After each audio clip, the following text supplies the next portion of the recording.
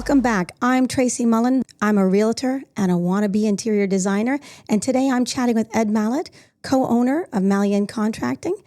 Ed's been in the renovation game for years, and what started with tile work has turned into a full-blown love for transforming kitchens, bathrooms, and entire main floors.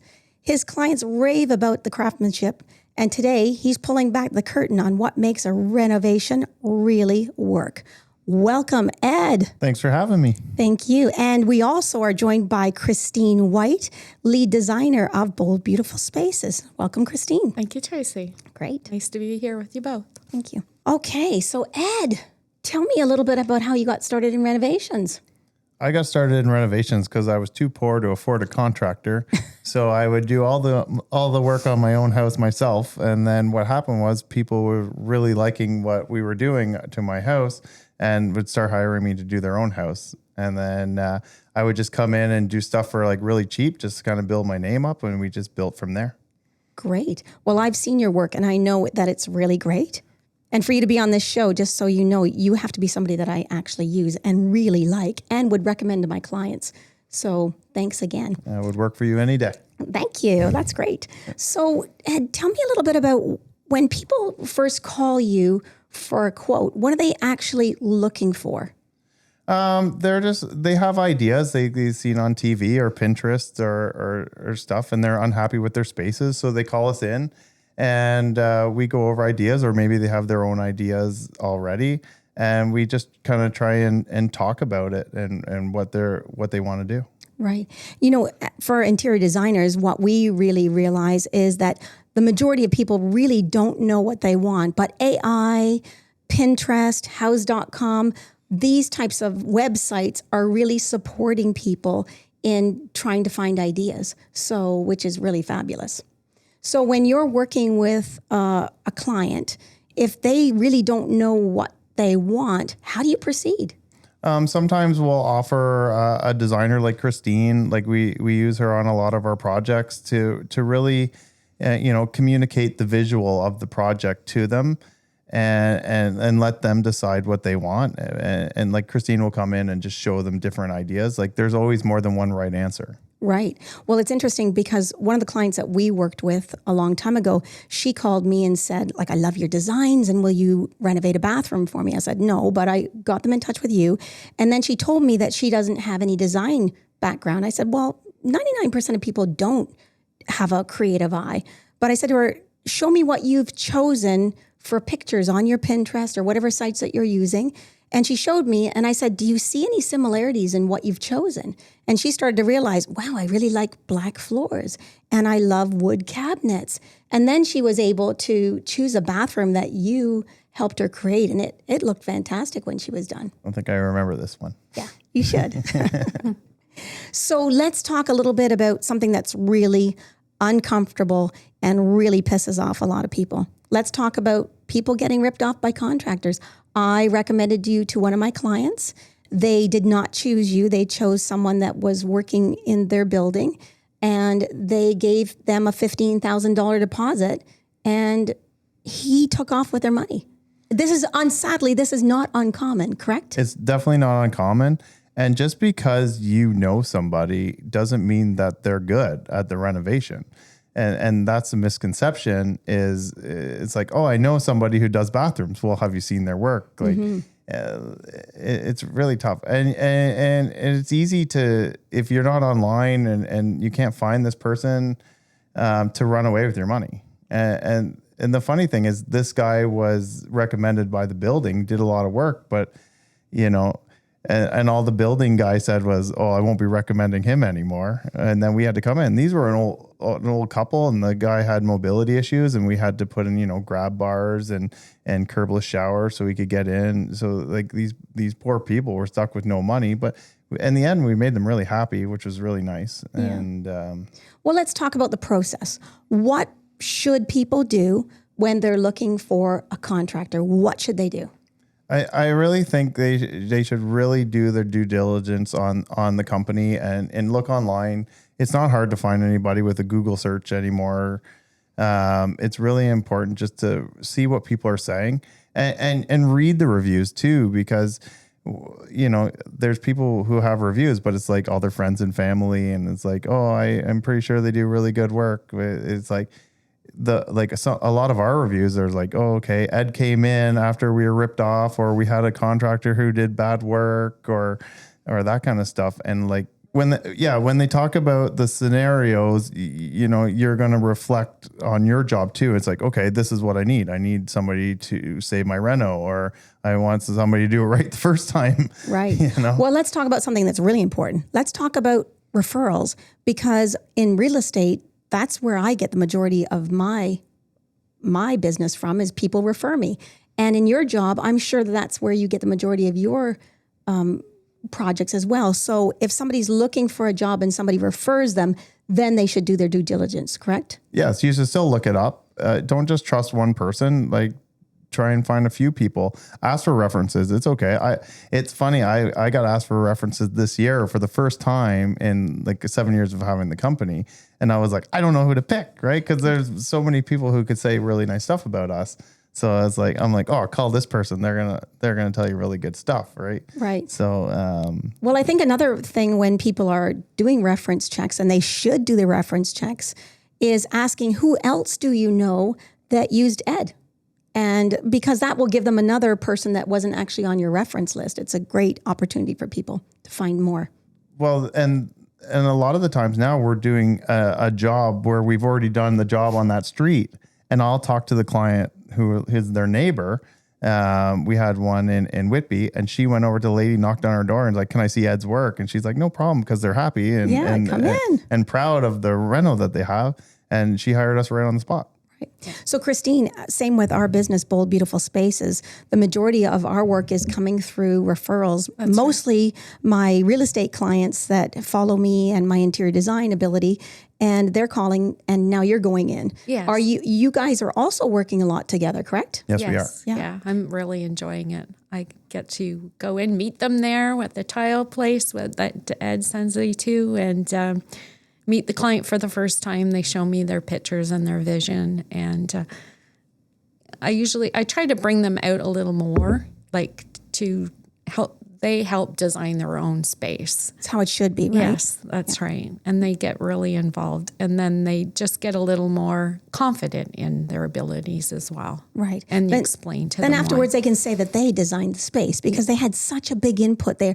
You empower them to really love their space, and that's what we want, right? Yes, that's right. And what I like about using Christine on our projects too, if she's taking care of my clients who are coming into the job, so setting that up for the ones that are on deck, I can have more time to take care of my current clients and make sure everything's going smoothly and keeping things on track as well. So, back in the day, I had to wear all the hats. Now I'm kind of have people helping me with the different hats. So at the end of the day, the client can be happy. Right.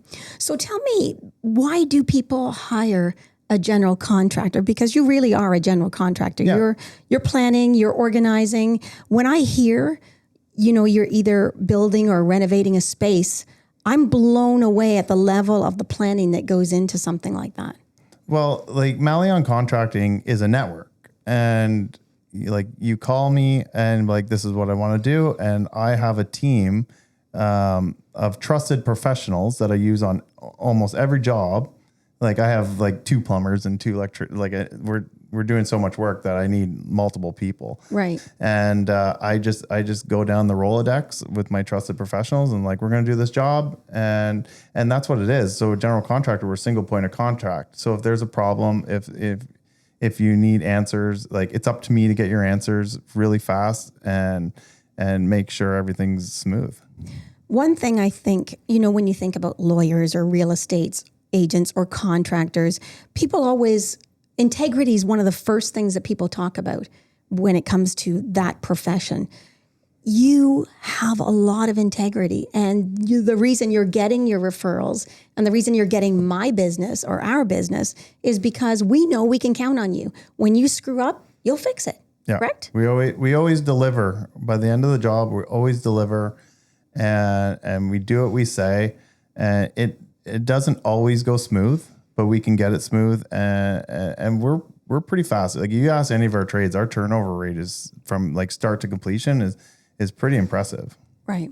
Well, you've worked with a lot of my clients, and how long have we known each other now? Do you know? How long have you About been in 6 years. Right. Yeah. So he's in BNI Momentum. My daughter, Kayla Bridgman, is a realtor on my team, and she's in BNI Momentum with Ed, and that's how we first got connected. And when you're in BNI, there's a special process that goes into that. It's like a part-time job being in BNI. Yeah, it for sure. And when I got in BNI, because there was a couple bad contractors previously to me, they actually came to my job site before they let me in. Wow. Yeah, it was Mark Hahn. Mark Hahn came to my job site and he's like, yep, this guy's legit.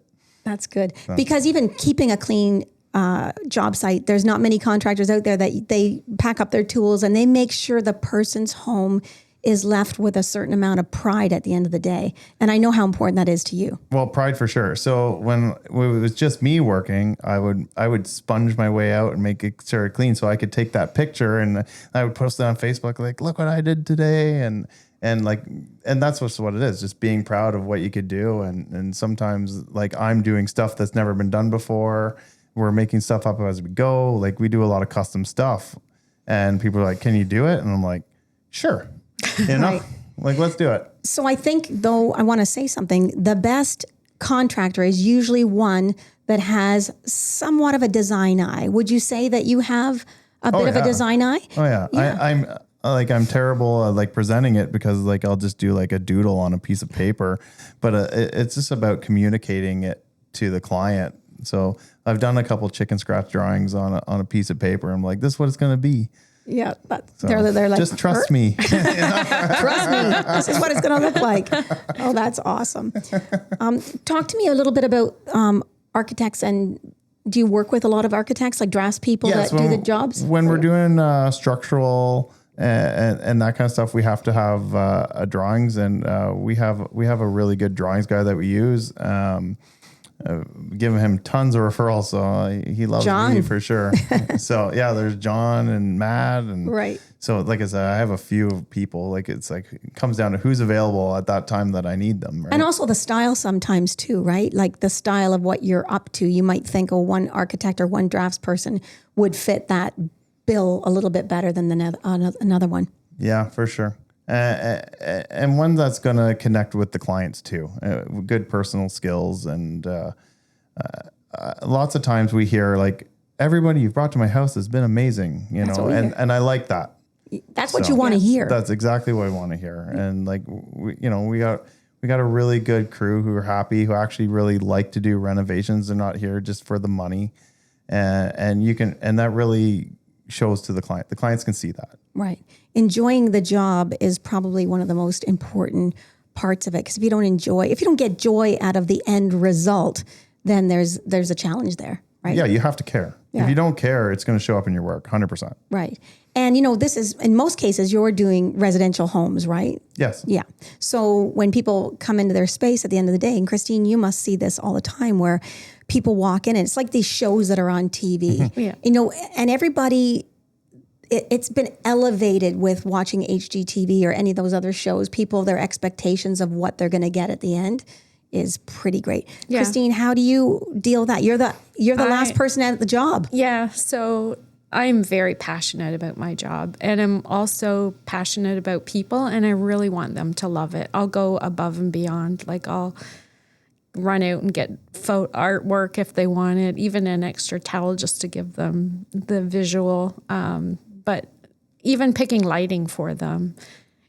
I mean, he has a budget. Sometimes we go over the budget, but that's on the client and they know that. So I know.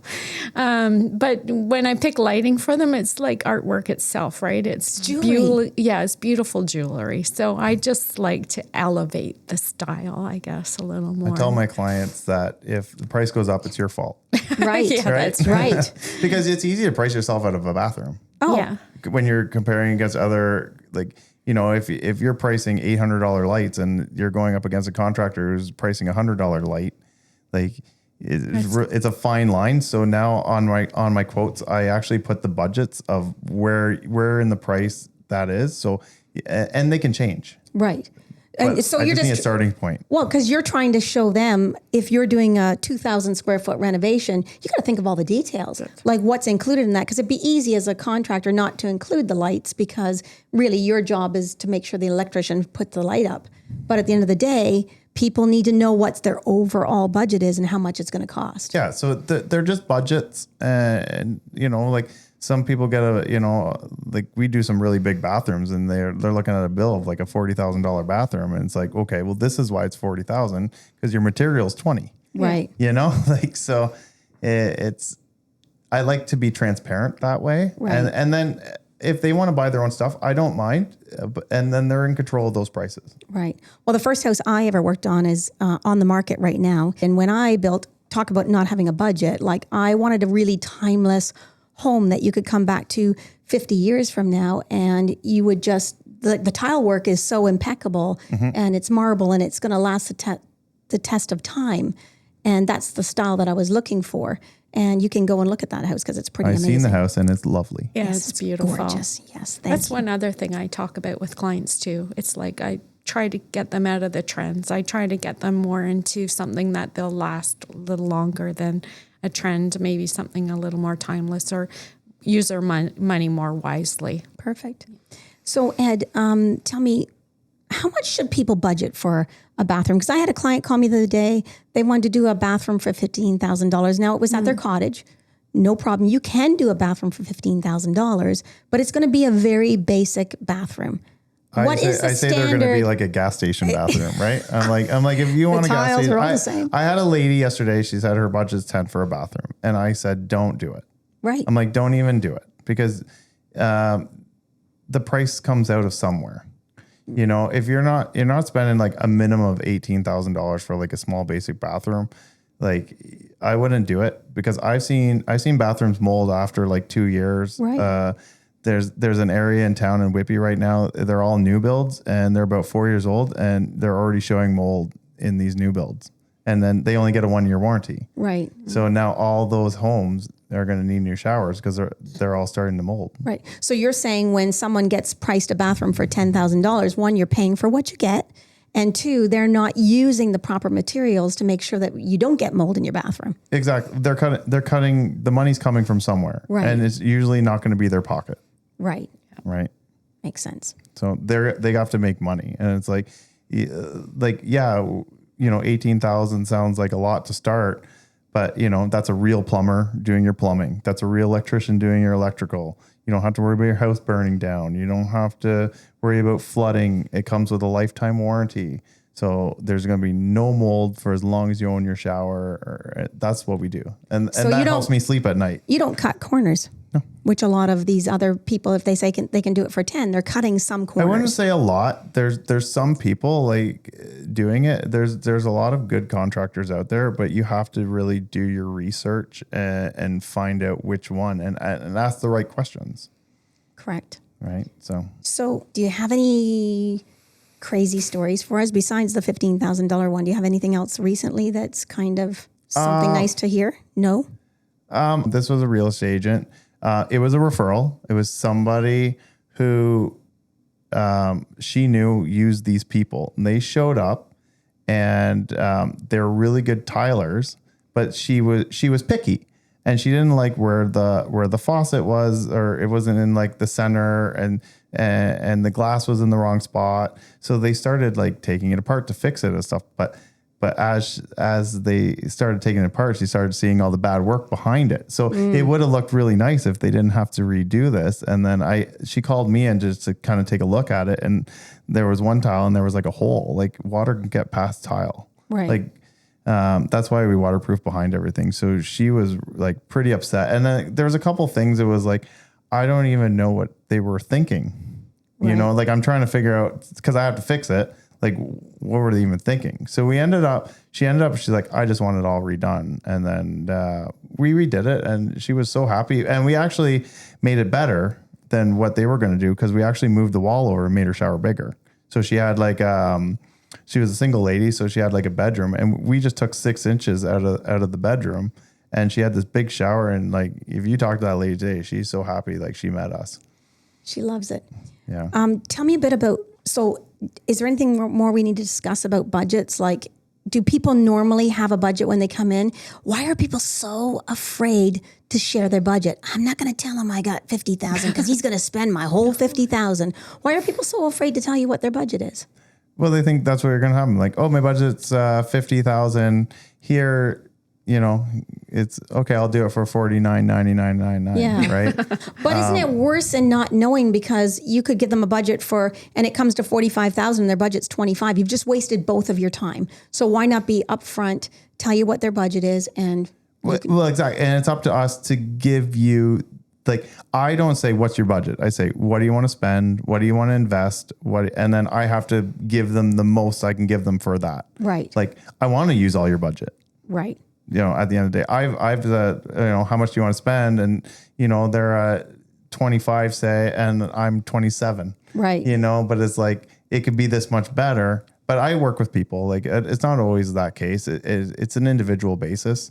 And at the day, like, tell your contractor your budget. Right. And do you ask them to keep a contingency back just in case? So if they had a $50,000 budget, do they keep some money back?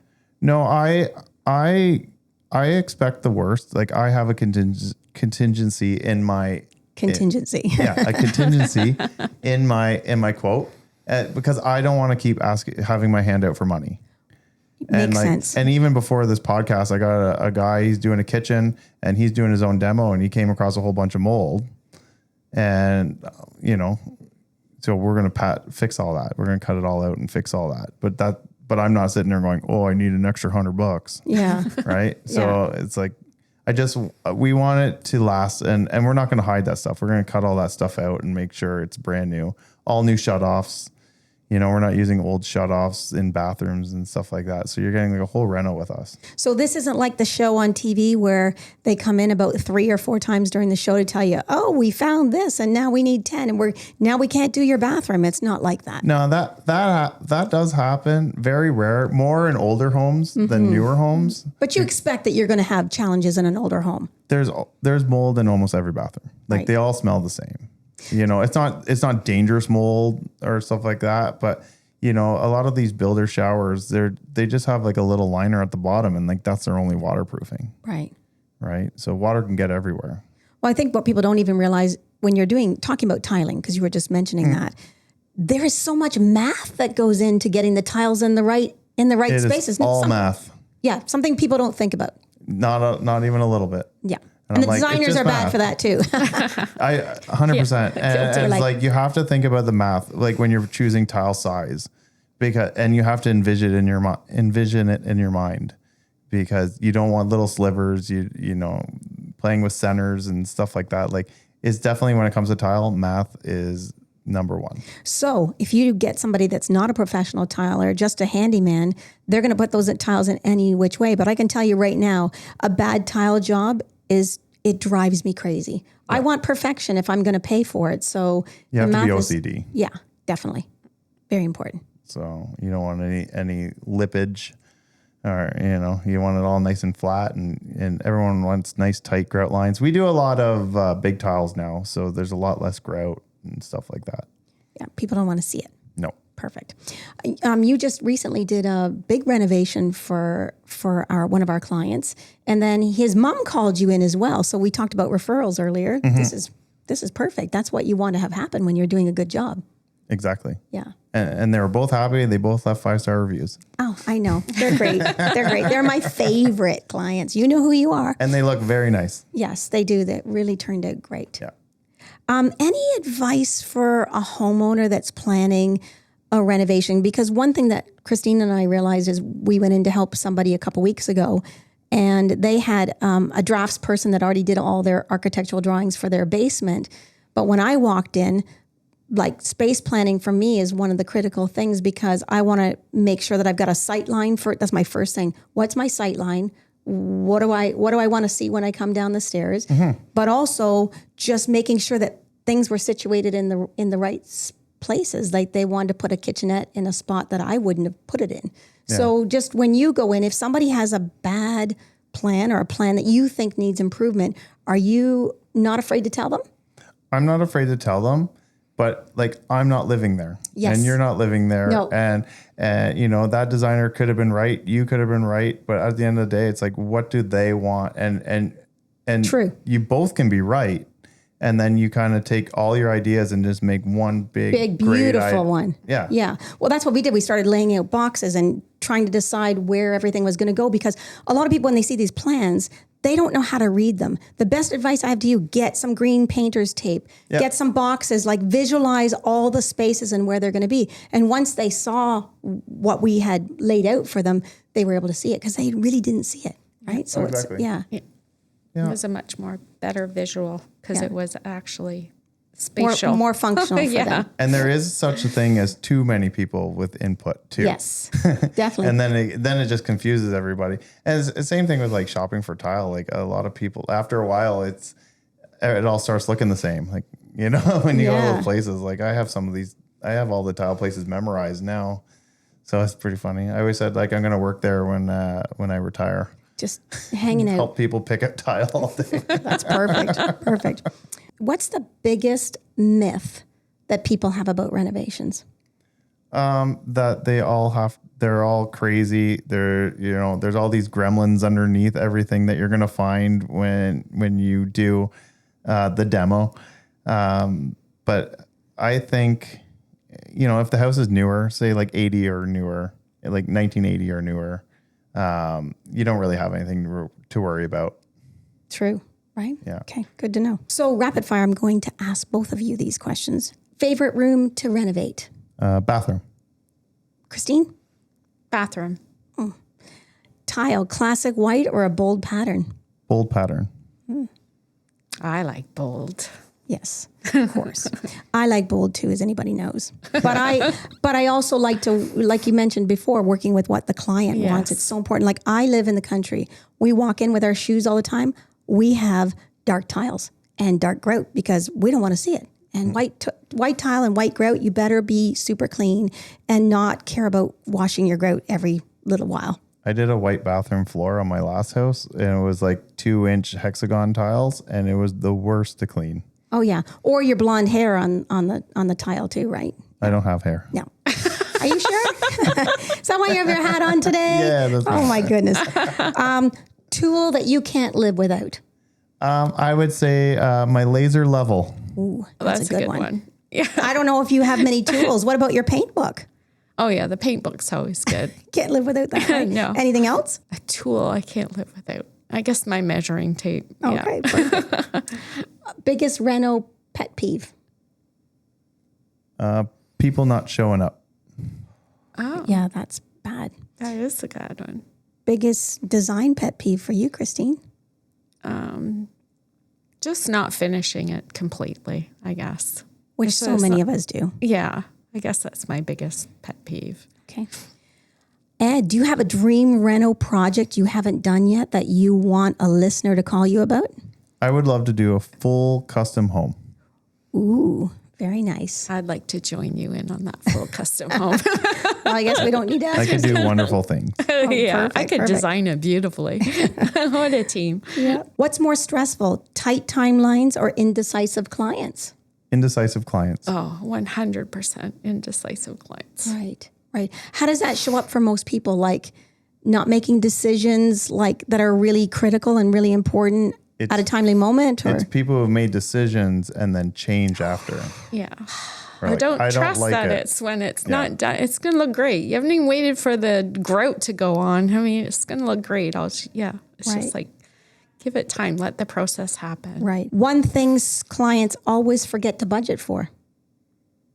Lighting. If they're working with you, they shouldn't forget to budget anything, Ed. Yeah, they got to budget all. It's all done. And you're saying lighting Yeah. because they don't realize how expensive lighting can be. It's very expensive. Yeah. But it's jewelry. And It it's is. one of the most critical parts of the job. I do have a few clients that said, I'm so glad that I did go with the lighting that you recommended because I love it and it makes a big impact. It's a big statement. Yeah, Right? I love it. I would say wall decor. Right. Yeah. Like if you come to my house, I have nothing on my walls. Oh, yeah. That's the first thing a designer sees. Yeah. We can change that, Ed. We can Yes, I change know. that. I'm like, great wall, but you need some artwork. Favorite post-reno reaction from a client? Tell me about I'm that. always going to say 5-star review. Nice. Not everybody takes the time to do that, but it's really important to your business. I try to be annoying. Like at Christmas time, I was like, all I want for Christmas is a 5-star review. Right. Right. What about cries of joy? Have you had anyone cry when it's done? No cries of joy. Maybe crying because they're happy that it's over and they got to use their space and stuff like that. Probably when I'm not there. But I think people, like we get a few people who have been through the ringer and they're just happy to see it done. Yes, that makes sense because they're out of their space for a while. Yeah. Once you get in there and start demoing. What does it take for a project from start to finish? How long does it normally take? Let's say it's a whole house. Depends what it is. Let's say it's a whole house first. They're renovating just the main floor of their house. Well, think about my house last year. I got the house the end of January, moved in October 2nd, and I had the whole house gutted. I ripped the roof off and everything, and we were living in it in 2 to 3 months. So proper planning, it doesn't have to take forever. Right. What not with the proper people anyways. And my neighbors are probably like, who the hell is this guy, right? Because, line up of pickup trucks all down the street for 2 months straight. And so wait, you are a contractor and you must have been cracking the whip because it was your house. Can everybody get their house done that fast using Ed? Yeah. Malion Contracting? I don't see why not. As long as permits are. I still talk to all the same people. Right. So we get real permits, right? Yeah, I had permit and everything, and we sailed right through the permit process. Wow. Perfect. I love it. Christine, what about for you? Favorite post-design reaction from a client? Oh, I've had so many. I am so happy when they are blown away that they love it so much. Right. And generally they call me back and then we're doing another room.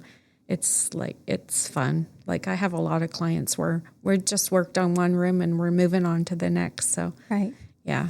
One of my most recent memories is showing Masson Street to my team.